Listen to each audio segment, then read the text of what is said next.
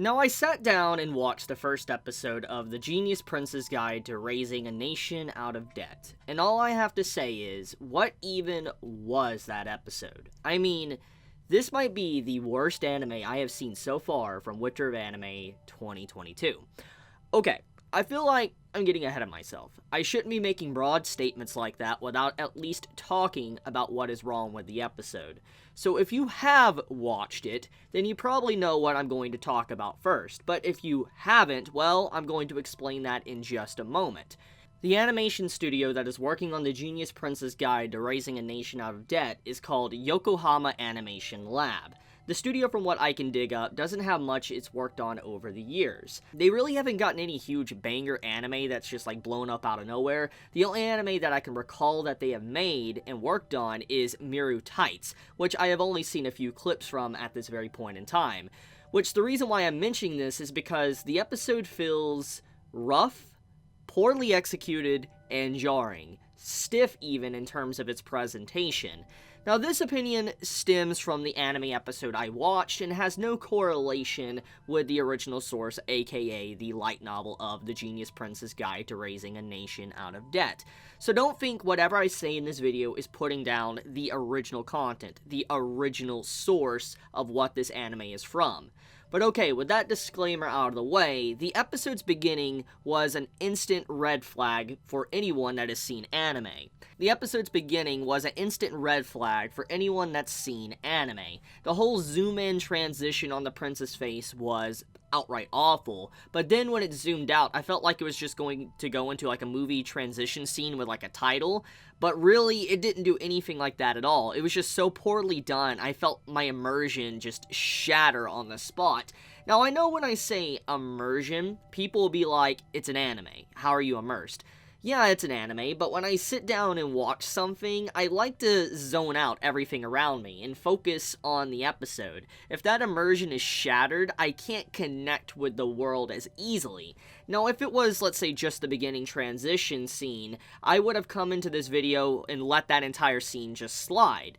But it happens continuously throughout the entire episode, and don't even get me started on that opening. Like, garbage. It's absolute garbage. It's like there was two teams working on it, and one designed the music, and the other made the visuals and slapped it on without any form of communication with the other side. It's legit just animation sequences that we see throughout the episode slapped in as like an OP, where the characters are just talking. It's very lazy and leads me to believe there's some form of production issues behind the scenes. I mean, the studio, like I said, hasn't had a banger anime yet from what I've currently looked up, but now once again, I'd overlooked this, but back-to-back sequences of laziness is seen throughout the episode. Even the CGI I could overlook a lot, because it's no X-Arm from last year.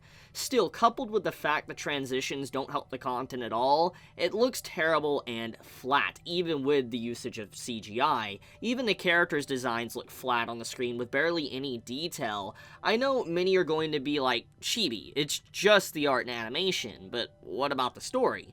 Well, if I told you it was worse, would you actually believe me? Once again, I feel like I need to repeat myself. I'm not hating on the original source. However, the first episode does a poor job of trying to get me to care about any of the events going on within the story. The main premise is about our main character, the prince, trying to sell off his country. He's just too good of a ruler, which causes anything he does to succeed. It's basically Sasuga Ain-sama the entire time without the hilarity of it. Because the reason it works so well with Ain's and Overlord is because he was properly established as a character. We really got to know more about him. Even with a lot of cut content within the anime of Overlord, I feel like a lot of people were able to understand Ain's as a character. But with the Prince character, it does not have that. We don't get that same feeling.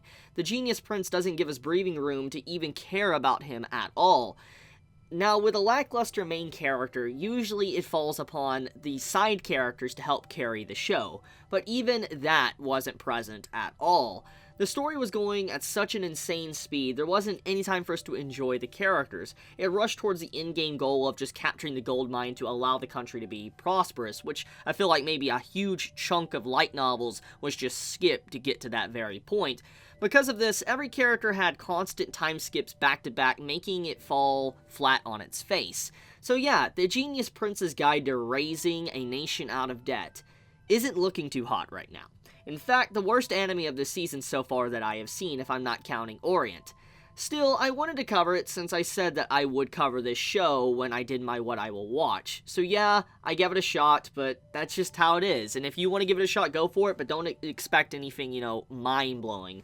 I'll leave it at that, though. Thank you so much for watching the video, and if you want more content from me, please subscribe, or leave me a like if you want to do so. I love you all, and be safe. Chibi out.